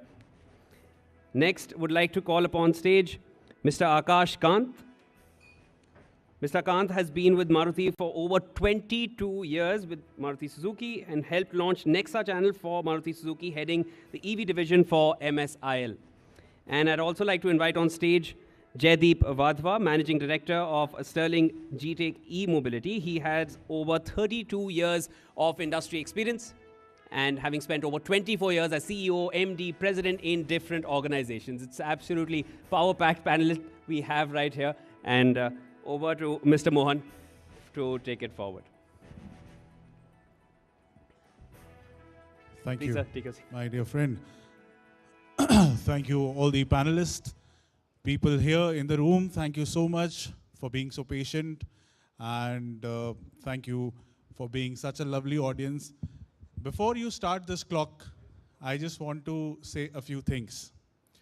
We are in a country जहाँ पर light चली जाती है और फिर हम बात करने वाले हैं ईवी के ऊपर और ये बात करने के लिए मेरे साथ जो लोग हैं the people who are sitting with me, why they are important, I just want to initiate and introduce why these people are important and why we are going to discuss this. EV क्यों important है? Because अब bullet खरीदने से ज़्यादा focus लोगों का अब आने लगा है that कौन सी गाड़ी ईवी में अच्छी रहेगी, घर के पास में चार्जर होता है कि नहीं होता है. These are the questions we are asking. People used to have डुक-डुक वाली गाड़ी once. Now they want noiseless cars, bikes, and जो कि बहुत comfortably चल सकें. फिर हमारे पास जयदीप जी हैं और 32 सालों से इंडस्ट्री में काम कर रहे हैं. जोरदार तालियां जयदीप जी के लिए. जयदीप जी जिन चीज़ों को बना रहे हैं, जिन कंपोनेंट्स, जिन पार्ट्स को, जिस टेक्नोलॉजी में वो डील कर रहे हैं, that is very important for EV की क्रांति जिसको हम कहते हैं. जी न्यूज़ पे, डीएनए पे हम जैसे ईवी की क्रांति कहते हैं, उसके लिए वो बहुत ज़रूरी है. Then we have Jyoti ji and Jyoti Malhotra ji, Volvo में MD of Volvo car India. And why he is important? Because Volvo is turning into a EV giant, isn't it? हो रहा है ना सर? तो जोरदार तालियां ज्योति जी के लिए. And then we have आकाश जी, जिनसे मेरा एक पर्सनल सवाल भी है. आकाश जी ने इंडिया में नेक्सा को बड़ा करने के लिए जो नेक्सा पूरी जनरेशन है कार्स की, रोड पे अब मारुति जितनी दिखाई देती हैं उतनी नेक्सा कार्स भी दिखाई देती हैं, उस पूरी डीलरशिप को जिंदा करने में, बड़ा करने में बड़ा योगदान निभाया था। और मेरा एक सवाल भी है सर, नेक्सा का कलर ब्लू क्यों होता है? Why there is a blue color in Nexa? Well, if I may just say that, Nexa was our initiative to cater to a new set of customers and to ensure that we reach out to the more premium Indian consumers. So in line with our, our corporate philosophy, we try to give it a CI that is, relevant at that point in time. But मैं वैसे आपको बता दूं कि हमारा color blue नहीं black है for Nexa. So our corporate identity is black for Nexa. So it's a monotone black and white. So that was in keeping with, the luxury and the premium brands that we have across, the globe. So black signified plush, premiumness, even, and catering, having a different CI philosophy and catering to a new set of customers. So that was the thought. Thank you. Now, moving to our topic and moving to what we are going to discuss today, which is shifting auto trends, is EV the best foot forward? क्या EV ही वो चीज़ है, electric vehicle, electric technology ही वो चीज़ है जिस पर आगे जाके हमें काम कर। एक्चुअली फेसबुक के ज़रिए टियर 2, टियर 3, टियर 4 सिटीज़ के बहुत सारे लोग हमारे साथ जुड़े हुए हैं। सोशल मीडिया पे ये लाइव है, and it is important that they can ask their questions, and I am receiving them here, and that's why we'll keep it bilingual. I know we have international audience here too, and I hope we'll be able to put some CC captions in our video as well. So, sir, मेरा सवाल ये है that is EV the best foot forward? ज्योति जी आपसे शुरू करते हैं. See, if we talk about EVs, I think the technology is evolving, and I think what is the real important point is that we are all we are all sort of looking at sustainability, right? And the climate change is there, it's for us to see, and something has to be done. And then everybody is looking at alternatives, and EV is one of the alternatives. It is not probably the alternative, but it is one of the alternatives. And each segment of automobiles will evolve in a different, I would say at a different pace. But if you look at a medium-term horizon, next 10 to 15 years, it's becoming more and more apparent that EVs will lead the way, and EVs are going to be the way forward. And I think in each country, probably within the country, each state will also have a different trajectory of growth. But EVs are going to be important because if you look at the whole industry, if you look at anyone, everybody is talking about, in a very short span, everybody is talking about their ambition to move towards electrification. At Volvo, as you said, we have made it very, very clear, and not today, almost 5 years back, that by 2030 we want to become a full electric car company. If you look at, I think globally now, you see which are the companies which are creating news. They're all about electrification. And it is not just the companies want to do it, it is because customers want that technology to come in. And obviously, as I said, I think it will evolve in different ways, in different segments. So when I represent the luxury segment, I believe that in the luxury segment, the adoption of electric car is going to be really fast. And it's already happening. So if you look at, I think the penetration of EVs in passenger vehicle is around, I think 2%, 1.5%. In luxury car, it is already more than 5%. For us in India, although we are very small, but within our own portfolio, it's close to 25, 26% electric cars we are already selling. So we see customers coming forward and buying more and more electric cars. In fact, we have been selling XC40 in both petrol as well as electric version, and we see customers shifting to electric. In reality, we have actually taken a call. We have sort of completely stopped selling XC40 in petrol, and we'll be selling only XC40 in electric version. You've started selling already? Already, we have been selling XC40 recharge electric version for last 1 year. Petrol was there for almost close to 4 years, but we have completely shifted to electric as far as XC40 is concerned. because of the demand from the customer. We had both the options and we were seeing more and more customers, people understand the overall proposition which an EV provides. And I think we saw a lot of traction coming from there. And I believe that it's a proof in itself that given a choice, if there is a good value, customers want to move to EV. And I think there are reasons behind it. For sure, EV is a better technology. When you look at from an efficiency perspective, how much, let's say, per liter or per sort of ounce of petrol or diesel, how much energy really gets converted into mobility versus an EV. EV is definitely much more efficient. It is much more advanced, and it is ultimately going to, as you said, it's going to be the way forward. Amitabh ji, do you think is EV the best foot forward? ये सही जा रही है technology सही जगह पर? You know, if you look at the EV penetration, as Jyoti Malhotra ji just mentioned, in India it's about 2.5% right now of the total passenger vehicle sales. So worldwide also it is about 13%. So EV is in a very nascent stage at this point in time. And so, you know, most companies are just about getting started, you know, creating the right kind of support system for the consumer. But we believe that towards the goal of carbon neutrality and ensuring a greener environment, EVs is just one of the solutions. We have many other solutions, especially for a market like India, where the customer profile is so varied, where affordability is a very big factor. So as we know, EVs is slightly expensive today as compared with conventional gasoline vehicles. So in India, at Maruti Suzuki, we believe going forward that CNG, hybrid vehicles, biofuels, ethanol, so a mix of this, you know, technologies is what will get us to carbon neutrality. Having said that, we are very committed to EVs, you know, at Maruti Suzuki, and we've already announced a very aggressive plan to launch many products till 2030. So we are focused on EVs, but we are also focused on technologies like CNG, as I mentioned, ethanol, biofuels, hybrids, to ensure that the Indian customer, you know, gets the best mix of technology which he can afford and which are suitable for his requirement. Akash ji, we have a question also here that this is नाम नहीं लिखा है इन्होंने अपना. This guy is from Faridabad, हमारे साथ social media से जुड़े हुए हैं. And he's asking a live question that Maruti focuses on SCNG. This is what it's written.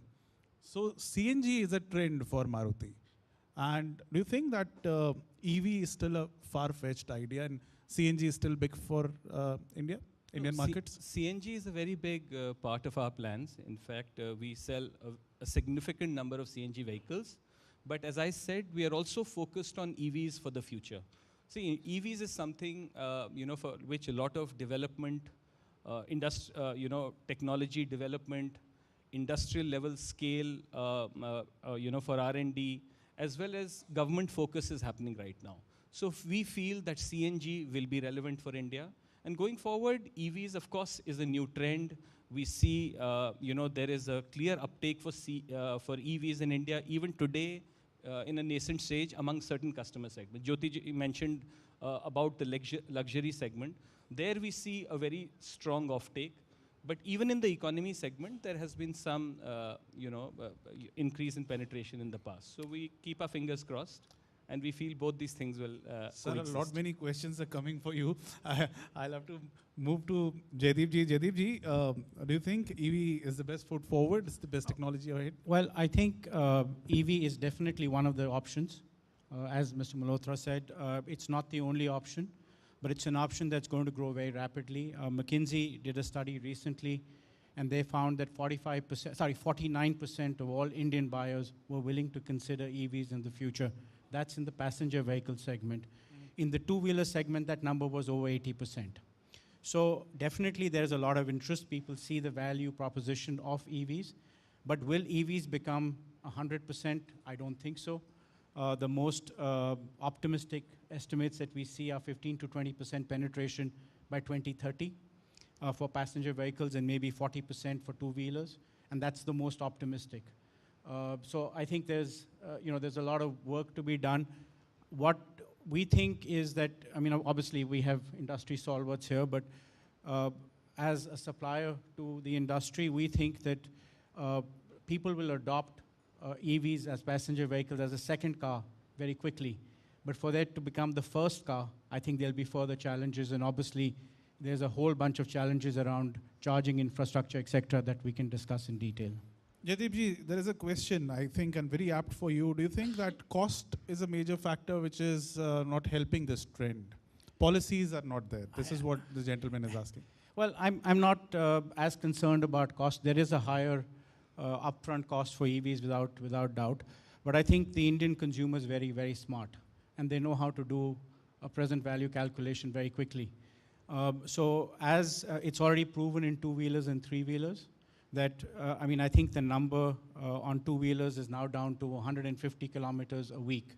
Mm-hmm. If you ride that much, it's more economical to have a two-wheeler. The break-even, even for three-wheelers, is very, very low. Passenger vehicles is further out there because the size of the battery packs is that much larger. But like I said, the cost is not the biggest concern. The cost will come down as battery technologies improve. As costs come down in batteries, this will continue. The value proposition will continue to improve. I think for us in India, the bigger challenge will be the charging infrastructure. We have 15,000 chargers approximately as of 31st of July. China has 1.8 million. And we need public chargers. Mm-hmm. We do not have space in India. We live in small homes. 900 million Indians live in two-bedroom homes or less, one or two-bedroom homes. They don't have parking spaces. Right. So we need parking, we need public charging infrastructure. We need to have the ability to charge our vehicles when we go shopping, when we go to work, etc. And until that comes into play, I think that will be a bigger hurdle in my mind than cost. This brings me to my next question. Jyotiji, you are selling one of the most premium cars in the country available right now. Do you think that not having public infrastructure for charging is a challenge for you too? Your customer also, they would be traveling to Leh someday, and they might be traveling to Karol Bagh one day. No, I think as we just heard, I think if you were to buy only one car in the family, then today EV is not the choice. I think that's very clear, even for luxury segment. Why I said different segments will adopt different because of these challenges. So in our segment, our data shows that a customer, being a privileged customer, owns close to 3 cars on an average, and they have a backup car. If you really have to go long distance, there is another car to fall back upon. But I think when it comes to city driving, or even medium distance driving, we have cars which can go almost like 500 plus kilometers in one charge, which means someone can actually go from here to Chandigarh and back without actually requiring a charging. So people are getting more and more confident about that.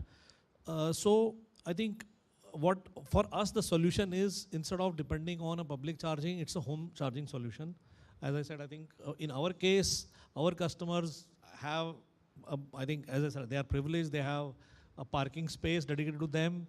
They can put a charger. In fact, they can put one charger at home and one charger at their workspace. So I think they are very sorted. And what we have seen the trend, initially when customers come and buy a luxury car, especially in our segment, they are also skeptical in the beginning. Yeah. That can I go long distance? What will happen to my charging? But some of them have actually ventured out, and they have found that there are solutions available.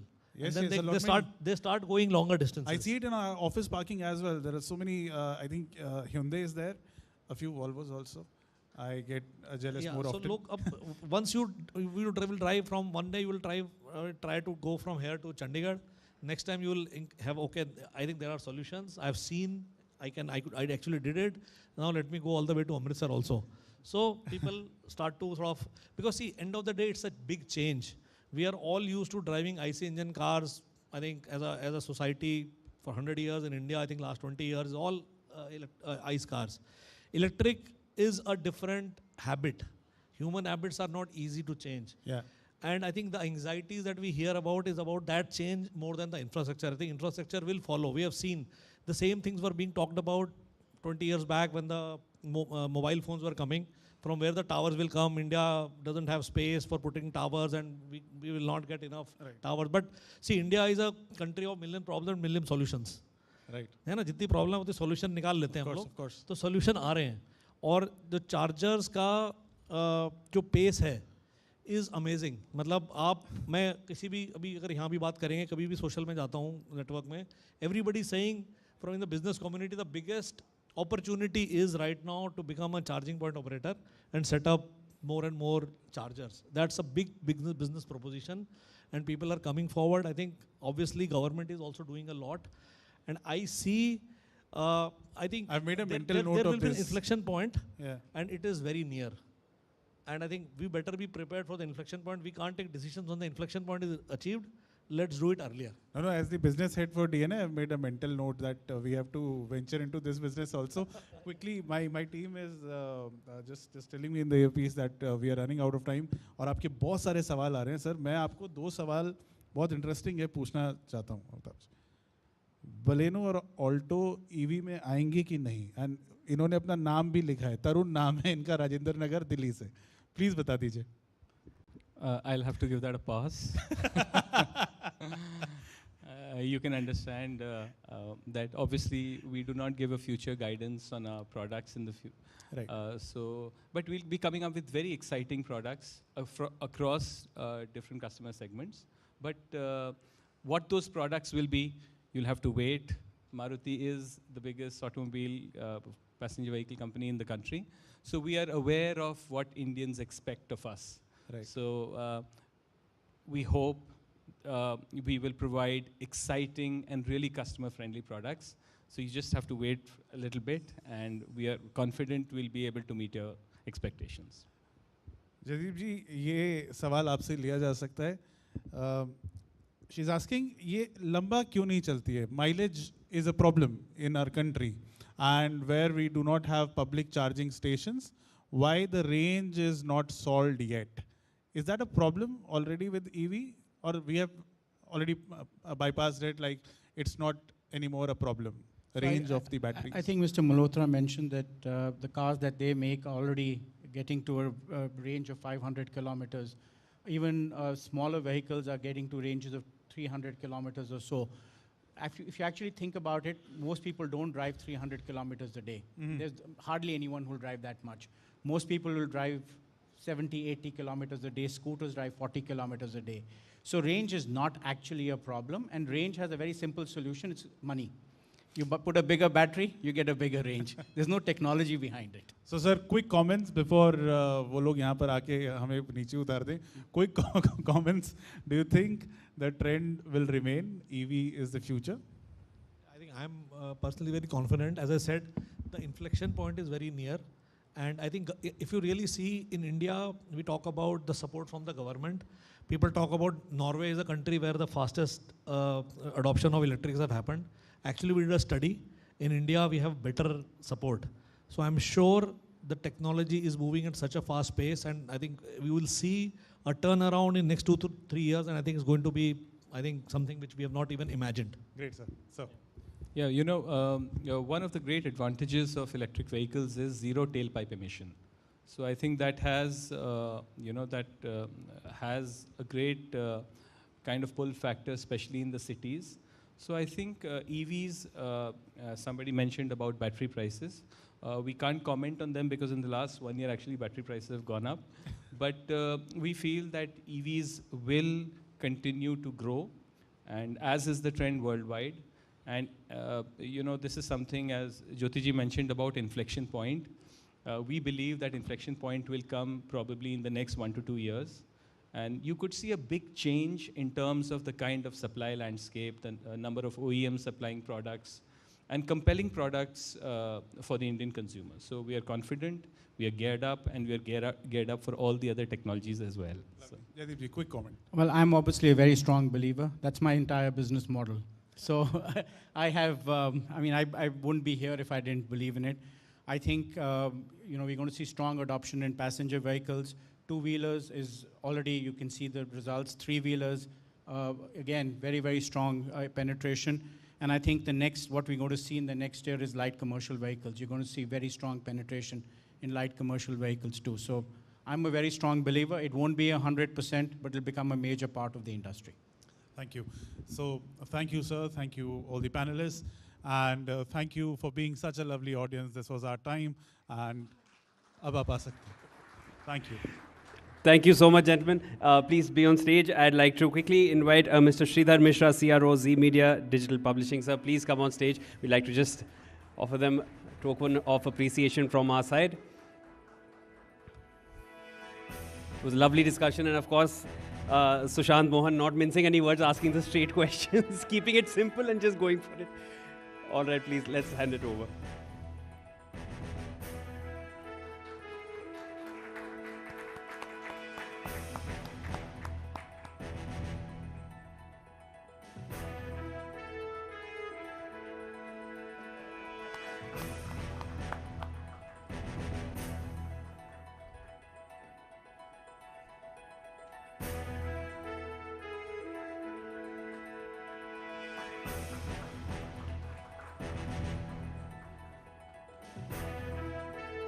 Thank you so much for making time for the event, and sharing all your insights.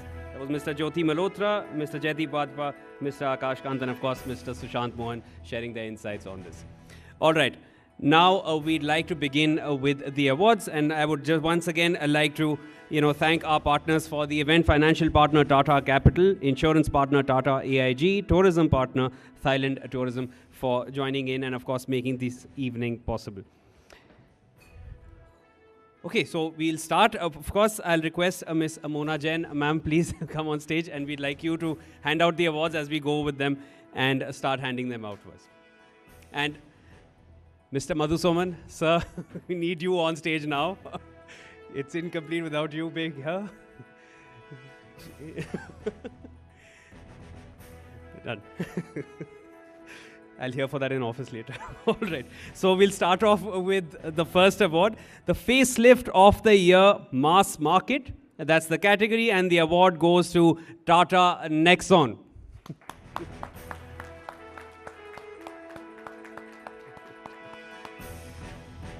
Welcome on stage again, sir. It's your night, please. Receive another one for us.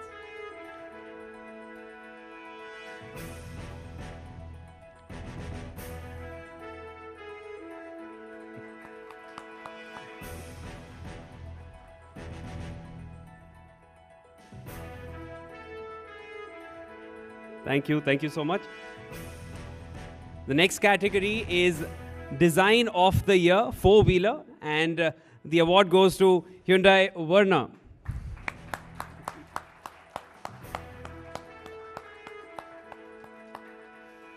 Warm welcome on stage once again, sir.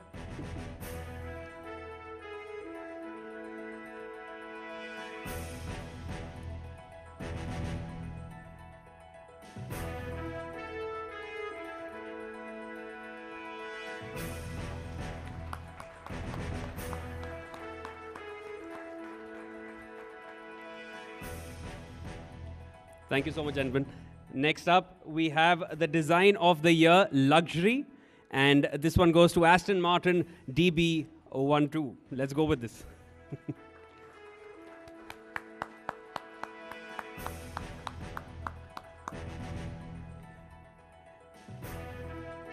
All right, we'll move further from here. We'll have somebody receive this one soon. Next up, we have the SUV of the Year award, and this one goes to Maruti Suzuki Jimny. Let's go.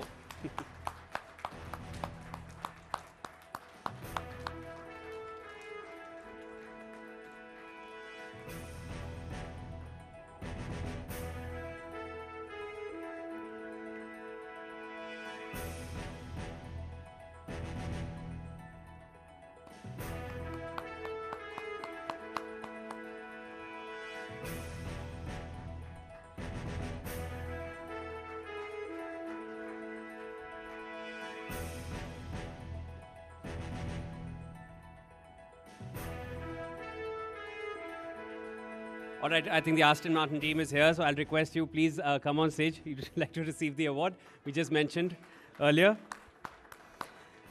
I'd like to repeat, that was the Design of the Year award for luxury that goes to Aston Martin.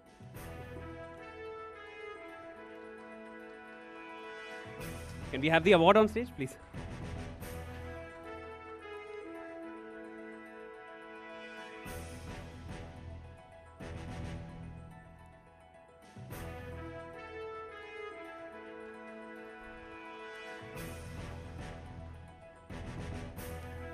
All right. Next, we have the Luxury Car of the Year award. This one goes to BMW 7 Series.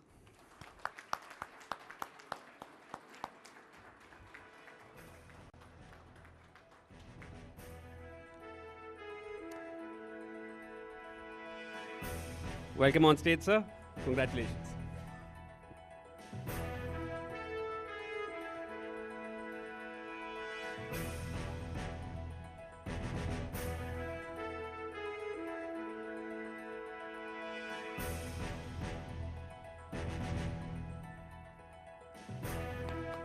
Congratulations, sir. Next one, Green Car of the Year award. This one goes to Hyundai Ioniq 5. Hyundai team, please come back on stage.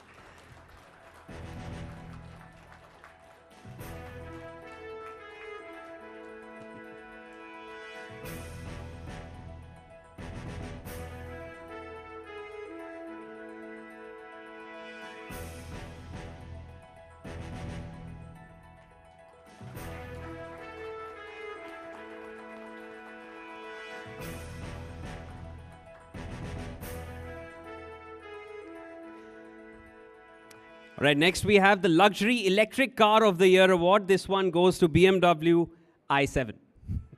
The BMW team, please come back on stage. You're sitting a bit far.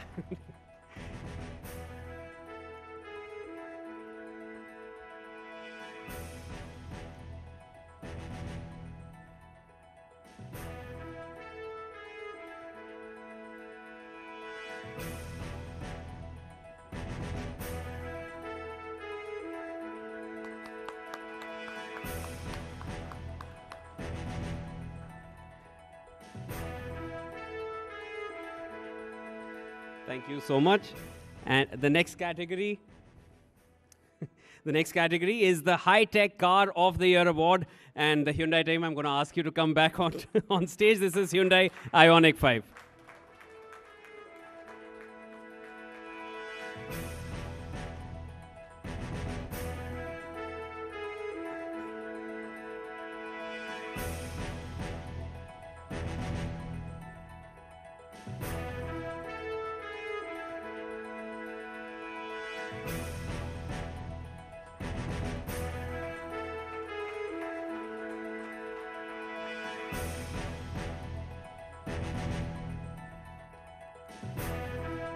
Thank you so much, gentlemen.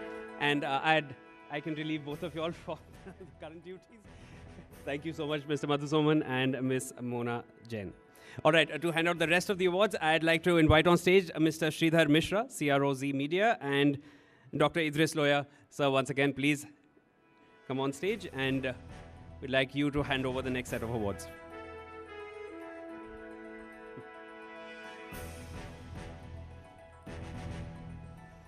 All right, so the next category that we're giving out the award for is the Most Trusted Brand of the Year, four-wheeler. And this one, this one goes to Hyundai again.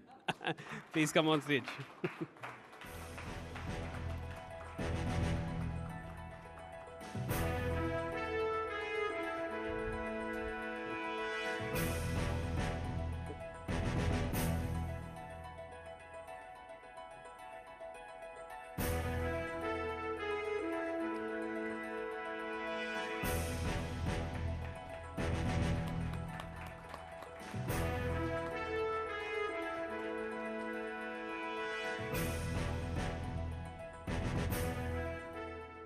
The next category is the Viewer's Choice Budget Car of the Year award, and this one goes to Maruti Suzuki Fronx.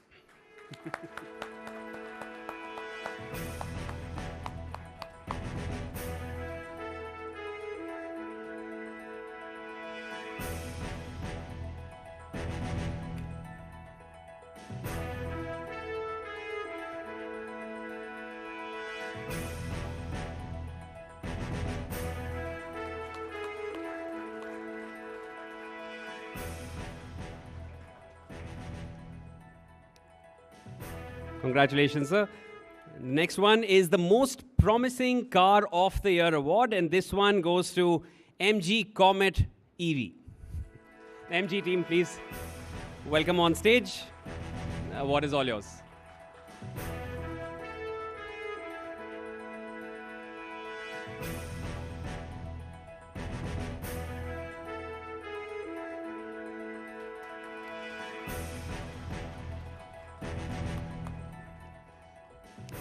The next award is for the Budget Motorcycle of the Year award, and this one goes to Honda Shine 100.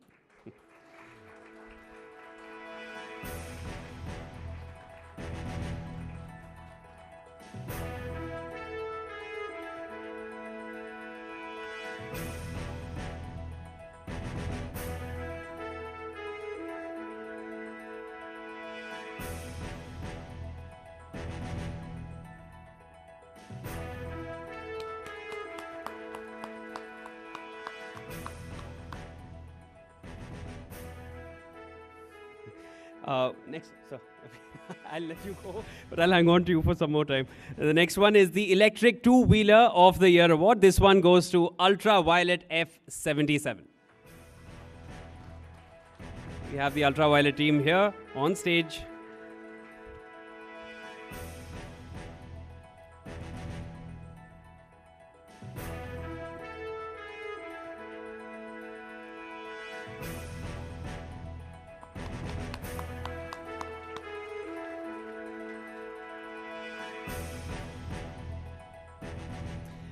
All right, Mr. Sridhar, Mr. Loya, thank you so much. I'll let you go now. Mr. Sushant Mohan, aap aa jaiye stage pe. I'd like to have you on stage. And is Mr. Mohan here? Okay, we'll call Mr. Mohan soon to give out the next set of awards.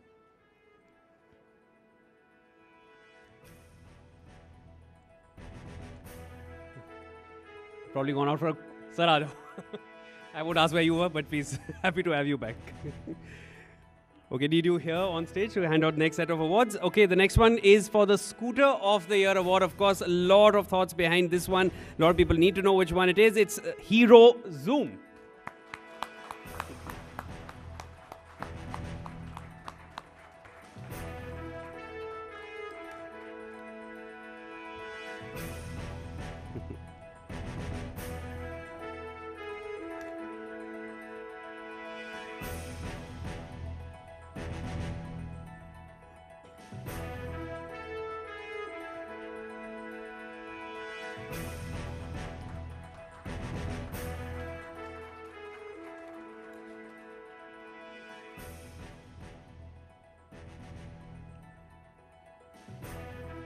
It's the Scooter of the Year award, of course. This is something which is, it's a very important one. A lot of people bank on which is the best one to go for, and now you have the answer.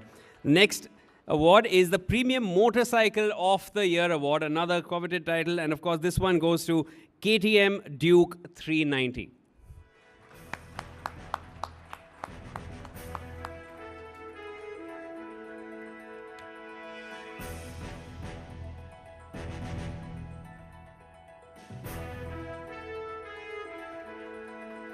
Congratulations, ma'am.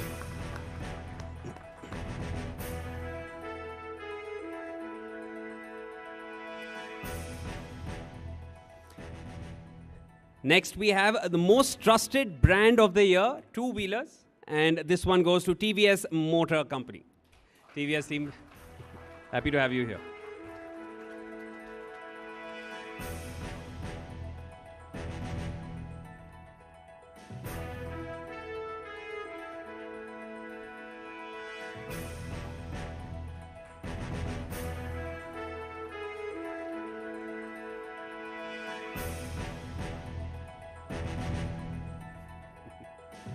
Thank you so much, sir. For the next one, I'd also like to invite on stage Mr. Dilip Chenoy. Sir, please come back on stage. We need you here to hand out this next award and the remaining awards.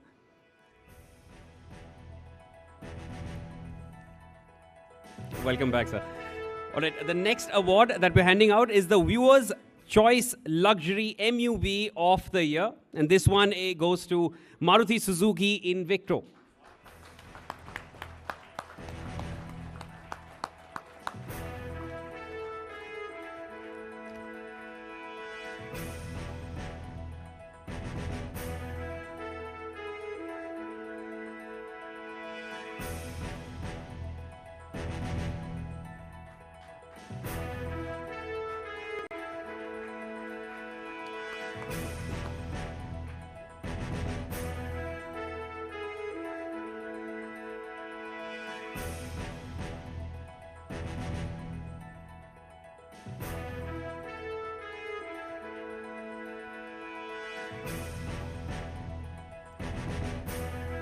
All right, and now we're going to announce the biggest award for the evening.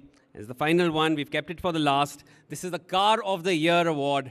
And this one goes to Hyundai Extra. Thank you so much. And please come on stage once again.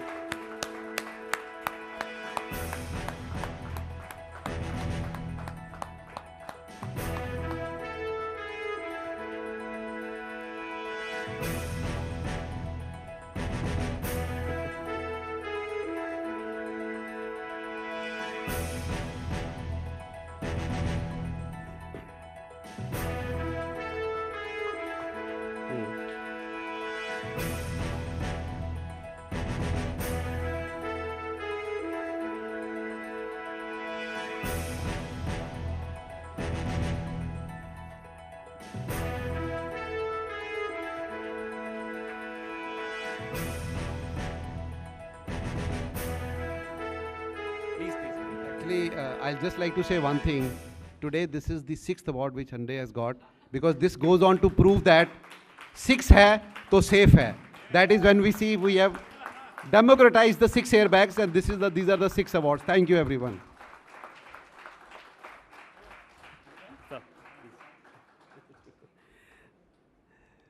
Big congratulations to the entire Hyundai team.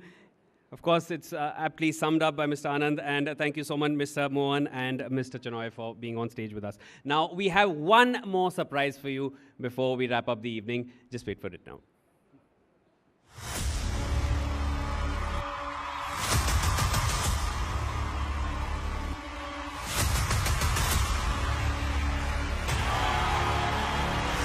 Our next performer of this evening, ladies and gentlemen, the one and only Shivani Kashyap.